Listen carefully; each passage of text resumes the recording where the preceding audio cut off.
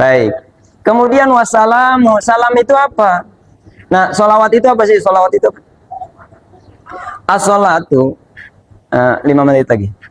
2 menit lagi, 2 menit lagi. 5 menitnya buat pertanyaan. Ya. 2 menit lagi Pak, 2 menit nih. Tenang, tenang Pak, 2 menit. Insya Allah uduknya adem.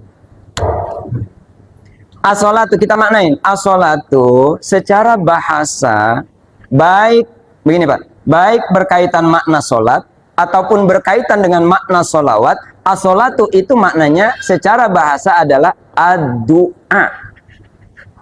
Doa. Berarti Pak, ketika kita sholat, mulai dari takbiratul ihram sampai kepada akhir salam, itu isinya adalah doa. Coba di dalam sholat, kalau nggak ada doa, repot Pak. Atau diganti dengan pakai bahasa masing-masing, ribet.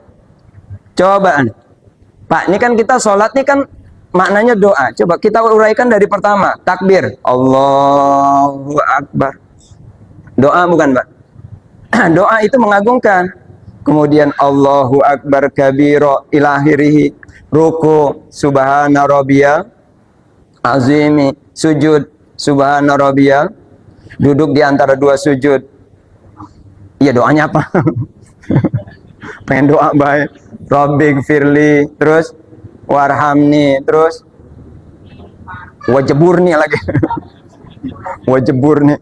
Rabbik firli warhamni warzukni, Rabbik firli warhamni wajburni warfani warzukni wahdini wa'afini wa'afani. Ada berapa doa itu? Kagak pernah ngitung sih Bapak. Itu ada 8 permohonan Pak dalam sholat, itu 8 itu. Kita dalam duduk saja, duduk antara dua sujud, 8 permohonan. Pertama apa? Rabbik firli, ya Rob, ampunilah dosa saya ya Rob. Terus Rabbik firli warhamni, ya Rob, sayangilah saya ya Rob. Wajburni, ya Rob, tutupilah aib-aib saya ya Rob. Terus warfani ya Rob, angkatlah derajat saya ya Rob. Terus apa lagi? Wahdini ya Rob, berikanlah hidayah kepada saya ya Rob. Terus apa lagi dah? Wa'afini ya Rob, selamatkanlah saya. Wa'afani ya Rob, maafkanlah saya. Ayo, berapa doa itu? 8 doa dalam satu sholat. Makanya wajar as-sholatu bimakna ad-doa. Sholat itu maknanya doa, permohonan. Coba kalau permohonan di dalam sholat itu diganti dengan pakai bahasa Indonesia, repot. Coba Allahu Akbar, terjemahkan coba. Allah Maha Besar. Iya kata orang Indonesia. Coba kata orang Padang, Allah nan gadang. Ayo coba. Kata orang Sunda gimana? Allah nu ageng. Kata orang Jawa apa? Yang paling parah itu kalau misalkan kita sholat di Jakarta dengan pakai bahasa Indonesia. Takbirnya Allah, udah banget. Ini orang Jakarta. Iya Rob. Rusak Pak, rusak. Kenapa? Karena kita Pak, kita ini dipersatukan dengan 3 kita Pak. Di dunia ini, sedunia ya, bukan. Umat Islam sedunia itu dipersatukan kalau tidak salah cuma 3. Ya, boleh ditambahkan. Menurut saya bisa dipersatukan dengan 3. 1, umat Islam dipersatukan dengan sholat. Kenapa? Karena bacaan-bacaan sholat dari ujung kulon sampai ujung wetan, minal masyriq ilal maghrib, itu sama bacaannya. Ada yang beda? Ada yang beda nggak? Sama, semuanya sama. Fatihah dia baca, ayat-ayat Quran dia baca. Kemudian ruku, sujud, ada nggak Pak? Ada, semuanya sama. Bagaimana kita ingin mengetahui? Bapak, Ibu nih yang sudah berangkat haji, yang sudah berangkat umroh, ketika kita berada di sana, itu kan jutaan orang. Coba beda-beda nggak ininya, gerakannya? Kalau bacaannya mah masing-masing dah. Gerakannya beda-beda. Ada yang, wah, udah gitu. Enggak pakai ngedekep gini, enggak. Macam-macam. Ada yang lagi baca ayat, baca Quran, dia pegang Quran begini. Macam-macam Pak. Ada orang lewat, di tangannya diginiin. Itu macam-macam. Makanya nggak aneh. Ya. Jadi kalau misalkan di sini ada yang model semacam itu, anggap saja itu sedang berada di Mekah dia. Nah, dia masih terngiang-ngiang dengan Mekahnya begitu. Ya, karena di Mekah itu banyak begitu. Nah, Masya Allah. Coba kalau misalkan sholat itu semuanya dipakai bahasa masing-masing, hancur, Pak. Satu. Yang kedua yang mempersatukan umat Islam adalah kiblat. Bapak orang Kulon ke kiblat. Ibu orang Wetan ke kiblat. Kiblat itu mana, Pak? Ini Kulon apa kiblat ini? Ini arah Kulon apa kiblat? Kulon apa kiblat? Kalau arah Kulon, pokoknya yang penting mah ngulon itu ke sono. Masalah kiblat apa enggak urusan belakangan. Yang penting mengulon.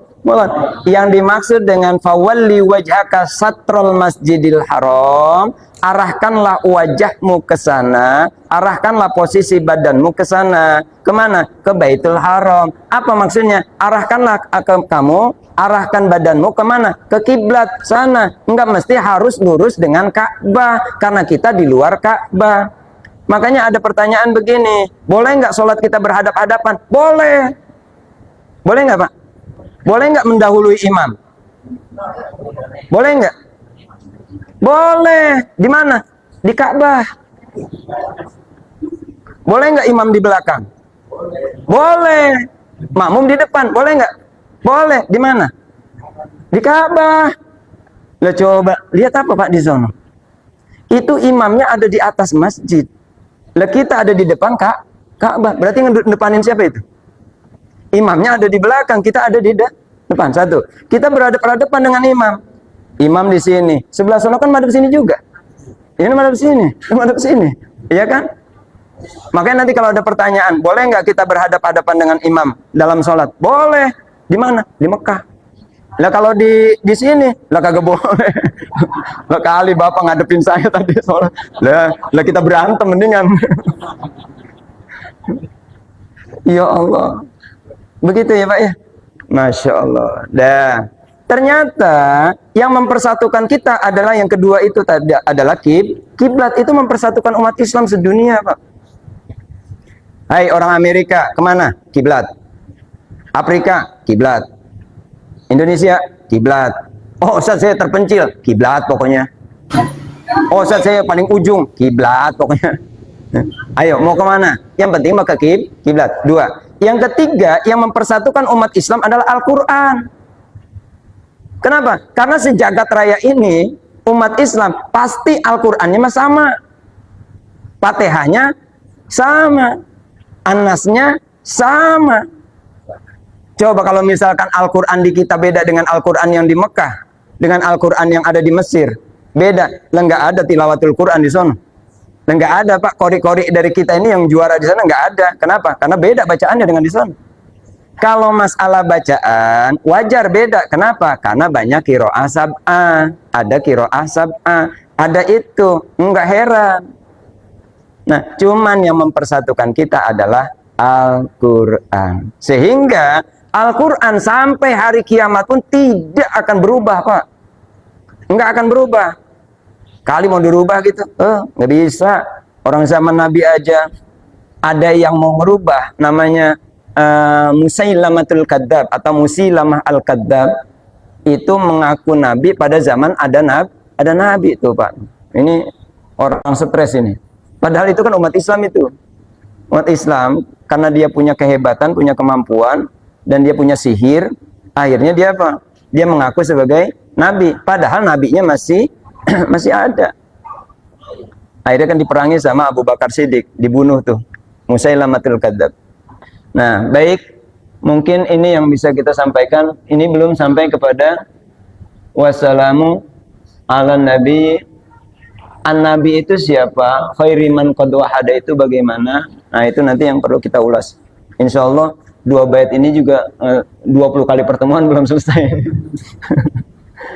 Ya Allah, makanya Pak kalau ngaji mah lama, dulu zaman gitu Bu, ngaji mah lama, makanya jangan pengen cepet pinter. Lah kan syarat mencari ilmu itu kan pertama zakaun, cerdas, zakaun atau zakain wa hirsin cerdas. Kemudian nanti ada tuh namanya terakhir itu tulus zaman. Waktunya lama. Nah ini waktu pengen semalam, pengen bisa pinter semuanya. Mendingan saya ya, pulang duluan. Ya Allah, nggak bisa. Tapi yang jelas kita sedang melaksanakan arkanul hamdi. Kita sedang melaksanakan itu. Bersyukur, kita sedang bersyukur, Pak. Bersyukur dengan apa? Satu, kita bersyukur dengan zikron, dengan berzikir, zikrul lisan, zikron bil lisan. Kita sudah lakukan. Kemudian i'tiqadan bil jinan atau bil janan. Kita sudah lakukan dengan keyakinan. Tadi dengan zikir khafi. Kemudian ada lagi yang amalun bil arkan. Kita mengerjakan dengan anggota badan. Ini duduk kita, ini bil arkan. Salat kita bil arkan dengan anggota badan. Ini adalah nanti Pak, semuanya ini akan dimintai pertanggungan jawab. Inna sam'a wal basara wal fuad kullun ulaika kana anhu mas'ula.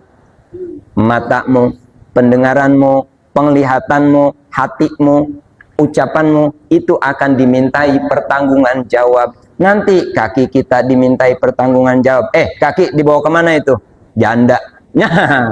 Itu ke rumah janda berarti. Tangan dipakai buat apa? Nah, itu dimintai pertanggungan jawab. Mata itu buat melihat siapa? Ini dimintai pertanggungan jawab. Ayo, mata. Kamu ngelihat apa setiap malam? Jam 12 ke atas ngelihatnya apa? Oh, ternyata ngelihatnya kambing kagak punya celana. Masya Allah. Na'udzubillah min. Mudah-mudahan Allah selamatkan kita semuanya, karena waktunya sudah lewat dan juga nasi sudah adem, kesian gitu. Enggak usah ada pertanyaan dah. Pertanyaannya mantar deh ketika kita ngopi bareng-bareng ya. Itu saja. Mari kita doa. Allahumma sholli ala sayyidina Muhammad wa ala ali sayyidina Muhammad. Alhamdulillahirabbil alamin. Allahumma sholli salatan tunjina biha min jami'il ahwali wal afat wa taqdilana biha jami'al hajat wa tutahhiruna biha min jami'is sayyi'at wa tarfa'una biha 'indaka a'la darajat wa tuballighuna biha aqsal ghayat min jami'il khairati fil hayati wa ba'dal mamat. Allahumma anfa'na bima 'allamtana wa 'allimna ma yanfa'una warzuqna ilman yanfa'una. Allahumma rzuqna fahman nabiyyin wa hifzal mursalin wa ilhamal malaikatil muqarrabin bi rahmatika ya arhamar rahimin. Rabbana iftah bainana wa baina qaumina bil haqqi wa anta khairul fatihin. Rabbana anzilna munzalan mubarakan wa anta khairul munzilin. Rabbana atina fid dunya hasanah wa fil akhirati hasanah wa qina adzabannar. Subhana rabbika rabbil izzati amma yasifun wa salamun alal mursalin walhamdulillahi rabbil alamin.